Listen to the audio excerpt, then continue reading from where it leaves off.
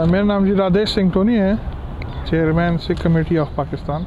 जो बेसिक हमने तालीम हासिल की पेशावरी से हासिल की, पेशावर ही में पैदा हुए और हमारे आबा व अजदाद जो थे वो पंजाब से उनका ताल्लुक़ था।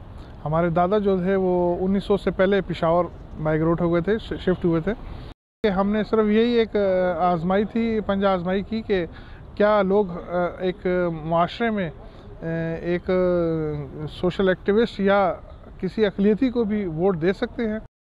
इलेक्शन के दौरान जब ये 3 मरतबा मुझ पर हमला हुआ और फिर उसके जो तीसरा हमला था वो मेरी पगड़ी के इस ऊपर के हिस्से से वो फायर गुजर कर गया।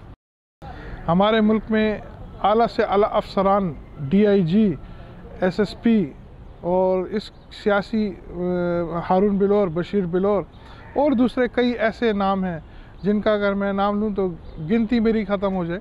और उन लोगों को दिन दिहाड़े मार दिया गया और उनके आज तक कातिल नहीं मिले।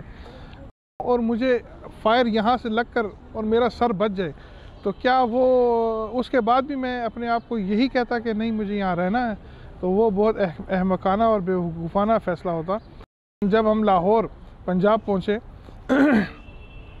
तो उस वक़्त भी एक अलार्मिंग सिचुएशन थी कि जो हमें बड़ी दूर दूर से लोग सरदार जी सत श्री अकाल, सरदार जी सत श्री अकाल कहते थे।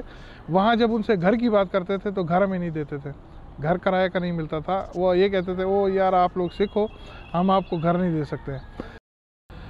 छोड़ कर क्यों जाते। आज भी वो दिन याद आता है तो एक गम का दौर गुजरता है कि हम इस इलाके को जहाँ हमने सारी उम्र यहाँ गुजार ली उसको हम इसी तरह से छोड़कर चले गए। और जहाँ हमारा रोज़गार था, जहाँ हमारे बच्चे पढ़े हैं, तो हम वहाँ से जा रहे हैं। लेकिन मैं ये कहूँगा कि खुदा दुश्मन को भी वो दिन कभी ना दिखाए और दुश्मन भी जो है वो भी खुश रहे।